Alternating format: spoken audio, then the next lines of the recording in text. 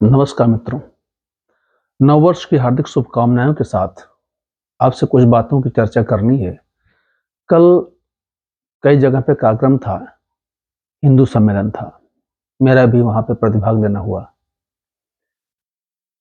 वहाँ पर हिंदुओं को संगठित करने के लिए कई बातें कही गई, लेकिन जो बातें मुझे अनुभव होती हैं, जो मैंने अपने अनुभव से या समाज में टहल करके या जो चीज़ों को अध्ययन करके पाया, 2-3 चीज़ें उसमें से निकल कर के आई कि किन-किन बातों को हम हिंदू समाज को ध्यान में रखना है, जिससे कि हमारी एकता, संगठनात्मक शक्ति प्रबल हो जाए। सबसे बड़ी बात है कि हिंदू समाज में फैली कुरीतियाँ और उसके साथ-साथ सबसे बड़ी कुरीत तो हमारे यहाँ जातिवाद की है। मैंने कल जातिवाद पर भी विशेष वक्तव्य अपना दिया था वहाँ पर। तो जातियों को जितने हिंदू समाज के लोग हैं, सभी जातियों का जो योगदान रहा है, माँ भारती को सोने की चिड़िया बनाने के लिए, वो बहुत ही महत्वपूर्ण योगदान रहा है। आज देखा जाए कि जितनी भी जातियां हैं, सबका अपना उद्योग था। उद्योगों को बहुत क्रमबद्ध तरीकों से अंग्रेजों ने छीना हमसे। हम इस पर और भी चर्चा करेंगे कि किन जातियों को कैसे छीना गया उनका उद्योग। जैसे मोटा-मोटी आज देख लीजिए कि जो वस्त्र का उद्योग है, कपड़े का उद्योग है, लगभग 1 लाख करोड़ रुपए का उद्योग है भारत में, जो कि इंडस्ट्रियलाइजेशन के पहले अंग्रेजों ने हमारे बुनकरों से छीन लिया था उद्योग। और जो हमारे बुनकरों का उद्योग छूट गया, या जिन भी उद्योगपतियों का, लुहार हो, कुम्हार हो, नाई हो, जितने भी लोग हैं, सभी का जो छोटा उद्योग छोड़ने के बाद उनकी इनकम कम हो गई, आय कम हो गई और वे लोग जो है गरीब होते चले गए। इस तरह से जातियों का जो विभेद है वो बढ़ता चला गया और उसमें छुआछूत की बात आ गई, ऊंच नीच की बात आ गई और एक विद्वेष की भावना ब्राह्मणों के प्रति, सवर्णों के प्रति ये बढ़ती चली गई और इसको बढ़ाया हमारे राजनीतिज्ञों ने, क्योंकि उनको फायदा मिलता गया इससे।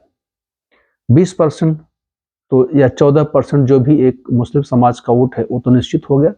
बाकी के जितने भी वोट थे उन्होंने बांट दिया, हिंदुओं के वोटों को बांट दिया। यादवों का वोट, वर्मा का वोट, पंडितों का वोट, ठाकुरों का वोट, इस तरह से अलग अलग विभाजित कर दिया। तो सबसे बड़ी चीज है कि हमारे अंदर के जो जातिवादी सोच है उसको सभी जाति के लोगों को समझना चाहिए और उनको समझना चाहिए कि वो गौरवशाली भारत के इतिहास में उन लोगों का बहुत बड़ा योगदान रहा है, कोई कम नहीं है। सबने भारत माँ को सोने की चिड़िया बनाई थी। दूसरी चीज है कि हमारे धर्म गुरुओं को भी ये ध्यान देना होगा कि किस तरह से हमारे समाज के लोगों को ज्यादा से ज्यादा वो शिक्षाएं दी जाएं या उन जानकारियों से अवगत कराया जाए जो हमारे बच्चों में जानकारी होनी आवश्यक है, हमारे बड़ों में जानकारी होनी आवश्यक है। यदि किसी धर्म का व्यक्ति हमारे बच्चों से या हमारे लोगों से एक तरह का तर्क वितर्क करता है, कुतर्क करता है हमारे देवताओं के प्रति, हमारे जो शास्त्र हैं उनके प्रति, तो हमारे बच्चों के अंदर या हमारे लोगों के अंदर उतनी जानकारी नहीं है कि हम लोग उन चीजों का प्रतिकार कर सकें, अपने तर्क से तथ्यों को उनके सामने प्रकट कर सकें। तो इन चीजों की जानकारी हम सबको बढ़ानी है और घर घर में संस्कार की खेती को जगाना है, उसको जो है प्रबल करना है। परिवार में बच्चों का संस्कार कैसा हो, धार्मिक शिक्षाओं में जो कथाएं हैं, जो कहानियां हैं, जो भगवान के चरित्र हैं, भगवान राम के, भगवान कृष्ण के, तो इन चरित्रों को या हमारे जो महापुरुष हैं, महाराणा प्रताप हैं, शिवाजी छत्रपति महाराज जी हैं, नेताजी सुभाष चंद्र बोस हैं, जितने भी महान क्रांतिकारी हुए हैं, जितने महापुरुष हुए हैं, स्वामी विवेकानंद है, स्वामी दयानंद सरस्वती जी हैं, इन सब की गाथाओं को जो है हमारे बच्चों को सुनाना चाहिए। 2 हो गया। और तीसरे में जो मैं सोचता हूं कि हमारे समाज में संगठन की कमी का कारण ये भी है कि हम लोग कभी भी सामूहिकता में एकत्रित नहीं होते हैं। यदि सभी हिंदू समाज सोच ले कि हमको हफ्ते में एक दिन, एक समय किसी मंदिर में, किसी धार्मिक स्थल पर इकट्ठा होकर के आधे घंटे, 1 घंटे के लिए कुछ प्रार्थनाएं करनी है, नहीं कुछ तो हनुमान चालीसा का पाठ करना है और सभी समाज के लोगों को इकट्ठा होकर के बैठ करके चर्चा करनी है कि हमारे समाज का जो जातियों में बटा हुआ समाज है उसको कैसे एक किया जाए, कैसे विभेद खत्म किया जाए। तो मिलने से जब आपसी सरोकार बढ़ता जाएगा तो कुछ दिन के बाद ऐसा हो जाएगा कि सभी लोग आपस में मिलजुल कर रहना शुरू कर देंगे।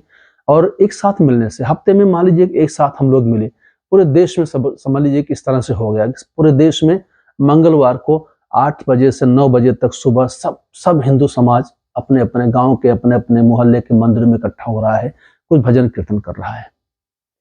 तो आप समझिए कि वो जो मैसेजिंग जाएगी पूरे विश्व को, कितना जबरदस्त मैसेज जाएगा। और पूरी दुनिया में अलग थलग कोई समाज पड़ा हुआ है तो हिंदू या सनातन समाज पड़ा हुआ है। मुस्लिमों के 57 देश हैं, सबके सब एक भी मुसलमान के लिए खड़े हैं, उनके दुख सुख के लिए खड़े हैं।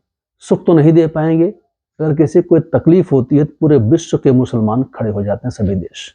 ईसाइयों में वही कंडीशन है। अमेरिका भी बदला लेता है जो ईसाइयों के प्रति कहीं पर शोषण होता है, कहीं पर अत्याचार होता है। जितने भी हिंदू समाज के सेकुलर अपने को लगाते हैं, कहते हैं, या जो भी इस विचार को नहीं मानते हैं, वो अपनी दशा को जरा बांग्लादेश में या बंगाल में या पाकिस्तान में जरा रख करके देखें। हमारा भारतवर्ष सेकुलर है, शांतिप्रिय है, सबको रहने का स्थान है। एकमात्र कारण है कि यहाँ पर 80% हिंदू हैं।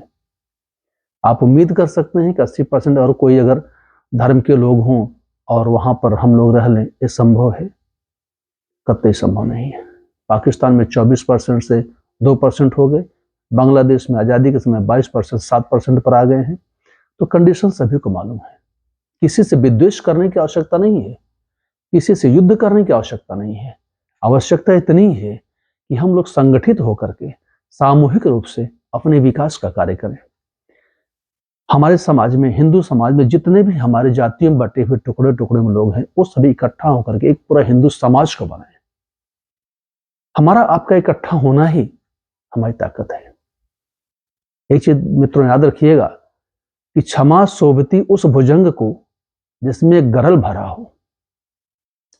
ताकतवर को ही क्षमा शोभती है, निर्धन किसी को क्षमा नहीं कर सकता है, दया नहीं कर सकता है। शांति से रहना है, आपका पड़ोसी भी शांति से आपसे रहे, आपके साथ में रहे, उसके लिए आवश्यक है कि आपका ताकतवर होना। हमारा देश हर तरह से ताकतवर हो रहा है और हिंदू समाज का इकट्ठा होना आपस में बहुत बड़ी आवश्यकता है। विश्व की मांग है, मानवता की मांग है। इस सृष्टि के कल्याण के लिए हिंदुओं का एक होना बहुत आवश्यक है। सर्वे भवन्तु सुखिनः, सर्वे सन्तु निरामयाः। जय श्री राम।